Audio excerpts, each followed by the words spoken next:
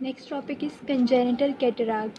Congenital cataract means कि ऐसा cataract, ऐसी लेंस की ओपेसिटी जो बाय बर्थ प्रेजेंट होती है या फिर अर्ली चाइल्डहुड के अंदर प्रेजेंट होती है। ठीक है, ये जो कंजेनिटल कैटरैक्ट है ये बायलैटरल होता है and it is usually associate with hereditary autosomal dominant syndromes के साथ एसोसिएट होता है। ठीक है, इसके अलावा सिर्फ इसके अंदर हेरिडिटरी कॉजेज़ ही नहीं होती, मैटरनल और फीटल डिफरेंट अदर कॉजेज़ भी होती, इन्फेक्टिव कॉजेज़ या कुछ फीटल डेवलपमेंटल प्रॉब्लम्स भी इसके साथ एसोसिएट होती हैं जो कंजेनिटल कैटरैक्ट कॉज करती हैं। ठीक है, मैंने आपको अभी बताया कि इसके सिर्फ हेरिडिटरी कॉजेज़ ही नहीं होती, इसके अलावा इसके अंदर मैटरनल कॉजेज़ भी हैं कि अगर मदर के अंदर रूबेला वायरस से कोई इन्फेक्शन हो जाए या फिर हाइपोक्सिया हो जाए या रेडिएशन से एक्सपोजर बहुत ज़्यादा हो और स्टीरॉइड्स अगर मदर यूज़ करती हो या मदर को डायबिटीज़ हो तो उसकी वजह से भी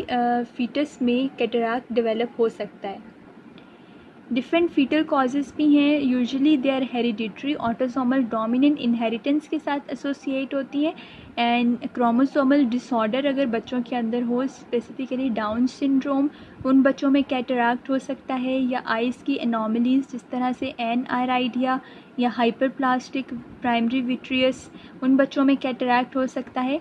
यह cataract different metabolic disorders, galactosaemia, hypoglycaemia, hypocalcaemia and Lowe syndrome, इनके साथ भी कैटरैक्ट एसोसिएट हो सकती है या ट्रॉमा के साथ।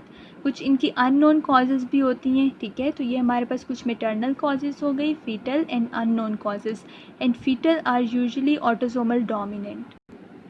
कंजेनिटल कैटरैक्ट जो है वो हमारे पास लेंस के डिफरेंट पार्ट्स को इन्वॉल्व करता है। पार्ट्स मैं ऑलरेडी आपको इंट्रोडक्शन में बता चुकी हूँ। ठीक है, अगर लेंस का कैप्सूल सिर्फ इन्वॉल्व होगा तो उसको हम कहते हैं कैप्सुलर कैटरैक्ट। अगर उसके सिर्फ पोल्स इन्वॉल्व हुए उनको हम लोग पोलर कैटरैक्ट कहते हैं। सूचरल कैटरैक्ट के अंदर इस तरह से जो सूचर्स समटाइम्स अगर सर्जरी के दौरान लगा दें तो उन सूचर्स के अराउंड कैटरैक्ट बन जाता है, उसको हम सूचरल कैटरैक्ट कहते हैं। न्यूक्लियर कैटरैक्ट के अंदर सिर्फ लेंस का न्यूक्लियस इन्वॉल्व होता है। ठीक है, देन जोन्युलर कैटरैक्ट को हम लैमिलर कैटरैक्ट भी कहते हैं and it is most commonly associated. ये कैटरैक्ट है कंजेनिटल जिसके अंदर नज़र कमज़ोर होती है। सब कंजेनिटल कैटरैक्ट के अंदर नज़र कमज़ोर नहीं होती, सिर्फ उनके अंदर होती है जो कि सेंट्रल एरिया को इन्वॉल्व करते हैं। ठीक है, तो लैमिलर या जोन्युलर के अंदर नज़र कमज़ोर होती है and it is usually bilateral, और इसके अलावा ये मोस्ट कॉमन कंजेनिटल कैटरैक्ट है। ठीक है, और ये लैमिलास को इन्वॉल्व करता है। लैमिलास अब क्या होते हैं ये मैं ऑलरेडी आपको इंट्रोडक्शन में बता चुकी हूँ कि ये जो सारे फाइबर्स हैं लेंस के इनको हम लैमिलास कहते हैं, और यही फाइबर्स पेरिफेरी में हम इनको कॉर्टेक्स और सेंटर में हम इन्हीं फाइबर्स को न्यूक्लियस कहते हैं। ठीक है, इसके अलावा कैटरैक्ट की और भी डिफरेंट टाइप्स हैं। सेंट्रल ऑयल ड्रॉपलेट कैटरैक्ट, ये गैलेक्टोसीमिया के अंदर होता है कि बिल्कुल सेंटर के अंदर एक ऑयल ड्रॉपलेट की तरह का कैटरैक्ट होता है, ओपेसिटी होती है। कोरोनरी कैटरैक्ट सुप्रा न्यूक्लियर कैटरैक्ट को कहते हैं। ठीक है, ये एक इंट्रोडक्शन में थोड़ा सा मिस्टेक हो गई थी कि जो हमारे पास कॉर्टेक्स है, कॉर्टेक्स के दो जोन्स होते हैं, एक होता है पेरिफेरल, एक सेंट्रल। सेंट्रल या डीप जोन जो है वो उसको हम कोरोनरी कहते हैं, पेरिफेरल को हम कोरोनरी नहीं कहते। तो जो सुप्रा न्यूक्लियर है, न्यूक्लियस के ऊपर वो डीप कॉर्टेक्स होता है, उसको हम कोरोनरी कैटरैक्ट कहते हैं। ये प्यूबर्टी पे होता है और ज़्यादातर इसके अंदर नज़र कमज़ोर नहीं होती। इसके अलावा है पंक्टेट या ब्लू डॉट कैटरैक्ट, इसके अंदर पंक्टा कहते हैं छोटे छोटे से इस तरह से ड्रॉप्स। ठीक है, तो मीन्स के छोटी छोटी सी लियंस, इनको हम लोग पंक्टा कहते हैं। तो इसके पंक्टेट या ब्लू डॉट कैटरैक्ट के अंदर मल्टीपल स्मॉल ओपेक डॉट्स नज़र आते हैं। ये ओपेक मीन ओपेसिटीज़ मल्टीपल हमें नज़र आती हैं। ठीक है, देन मेम्ब्रेनस कैटरैक्ट कब होता है, जब लेंस का मटेरियल सारा अंदर से अब्जॉर्ब हो जाए और पीछे सिर्फ एक कैप्सूल से रह जाए, उसको हम लोग मेम्ब्रेनस कैटरैक्ट कहते हैं। और कंप्लीट कैटरैक्ट के अंदर पूरा का पूरा लेंस ही इन्वॉल्व होता है। तो अब आप देख सकते हो कि या तो जो कैटरैक्ट है वो कैप्सूल का हो सकता है या पोल्स का हो सकता है या न्यूक्लियस का हो सकता है, या सुप्रा न्यूक्लियर रीजन का हो सकता है, या फिर पूरा ये हमारे पास मेम्ब्रेनस हो सकता है। इसके अलावा ये जो जोन्यूल्स फाइबर्स हैं इनका भी हो सकता है, ठीक है। तो अब आपने ये सारे के सारे याद रखने, या पंक्टेट हो सकता है, या डॉट लाइक हो सकता है, ठीक है। अब इसके हमारे पास ये कैटरैक्ट वाला पेशेंट प्रेजेंट कैसे करता है।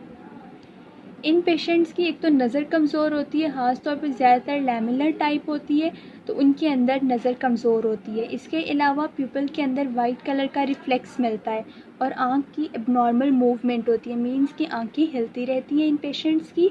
इसके अलावा जब हम उनका प्यूपल देखते हैं तो हमें वहाँ पे एक वाइट कलर का एक रिफ्लेक्स मिलता है, एक वाइट कलर का एरिया मिलता है, ठीक है। और इसके अलावा इनके अंदर नज़र कमज़ोर होती है।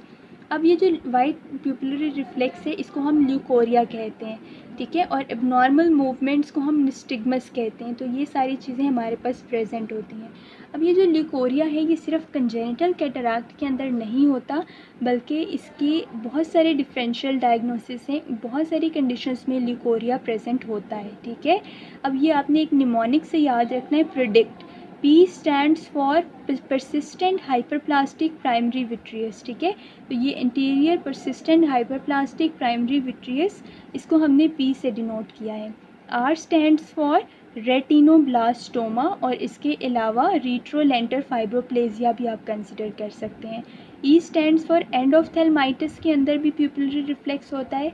D stands for इस D को हमने बेसिकली इसके साथ डिनोट किया है कि dysplasia of retrolental area. I stands for inflammation, C stands for Coats disease and T stands for toxocariasis। तो मीन टॉक्सोकेरिएसिस इन्फेक्शन में भी, इन्फ्लेमेशन में भी, इसके अलावा रेटिनोब्लास्टोमा में भी, और कंजेनिटल कैटरैक्ट, इन सब कंडीशंस के अंदर वाइट रिफ्लेक्स होता है, ठीक है। अब जब एक पेशेंट वाइट रिफ्लेक्स के साथ और इसके अलावा हमारे पास प्रेजेंट करता है ना with abnormal movement of eyes, तो हम लोग उसको असेस कैसे करेंगे। अब सबसे पहले अगर तो उनके अंदर पार्शियल कैटरैक्ट है, मींस के लेंस में से हम देख पाएंगे, तो हम उसकी रेटिनोस्कोपी या फंडस को एग्जामिन करेंगे। इसके अलावा अगर हमें नज़र नहीं आ रहा तो फिर हम बी स्कैन करके लेंस के पिछले हिस्से को सारा बी स्कैन अल्ट्रासोनोग्राफी के थ्रू देखेंगे, ठीक है। और जो एक्सियल लेंथ्स हैं आइज़ की उनको हम ए स्कैन, मींस के जो ये लेंथ है इसको हम एक्सियल लेंथ कहते हैं, ठीक है। तो इस लेंथ को, दोनों आँखों की इन लेंथ को कंपेयर करने के लिए हम लोग क्या करते हैं, ये हम लोग ए स्कैन करते हैं। उससे हमें पता लगता है कि एक की आँख की एक्सियल लेंथ छोटी है या बड़ी है या सेम है, ठीक है। तो ये हम लोग इसकी ऑक्यूलर इन्वेस्टिगेशन करते हैं, और कुछ हम इसकी सीरोलॉजी भी करते हैं। इसके अंदर हम यूरिन को एनालिसिस करते हैं ताकि हमें पता लगे कि कोई मेटाबॉलिक डिसऑर्डर तो नहीं है। सीरम को चेक करते हैं, ठीक है, उससे भी हमें सीरम बायोकेमिस्ट्री का पता लगता है। और सीरोलॉजी करते हैं ताकि हमें टॉर्च इन्फेक्शन का पता लगे, because it is a congenital. तो कंजेनिटल के अंदर टॉर्च इन्फेक्शंस को हम लोग टेस्ट करते हैं, ठीक है। तो उसके लिए हम लोग सीरोलॉजी भी करते हैं। अब इसका ट्रीटमेंट, सबसे पहले तो कंजेनिटल का कोई खास ट्रीटमेंट नहीं होता, we have to wait for 2 years. 2 years के बाद हम लोग किसी ट्रीटमेंट की तरफ जाते हैं। लेकिन हम इन पेशेंट्स को मिड्रिएटिक दे सकते हैं और ऑप्टिकल आइरिडोटमी कर सकते हैं। अगर इन दोनों से इसका इलाज ना हो तो फिर हम लोग अल्टीमेटली कैटरैक्ट वाला जो लेंस है उसको हम एस्पायरेट करके उसकी जगह पे हम एक नया लेंस इम्प्लांट कर देते हैं। लेकिन ये लेंस एस्पायरेशन फिनोमिना ये 2 साल के बाद होता है। 2 साल से पहले हम पहले लेंस को रिमूव करके नया लेंस इम्प्लांट नहीं कर सकते। इसके अलावा हम लेंसेक्टमी कर सकते हैं, ठीक है। तो ये आपने याद रखना है। इसका ट्रीटमेंट में ये कुछ पॉइंट्स भी हैं, ये जोगी के ऐड किए हैं, तो ये भी आपने ज़रूर बताने हैं।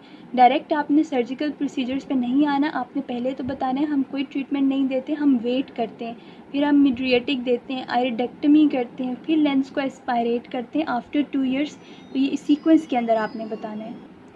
अच्छा, इसकी पोस्ट ऑफ कॉम्प्लिकेशंस यहाँ पे सिर्फ ग्लूकोमा, कैटरैक्ट, मेम्ब्रेन हो सकती है, लेकिन इसके अलावा ऑपरेशन की जो कॉम्प्लिकेशंस है वो आगे बहुत सारी आएंगी, और ये बहुत इंपॉर्टेंट यूक्यू है, इसलिए आपने इन कॉम्प्लिकेशंस को ज़रूर करना है।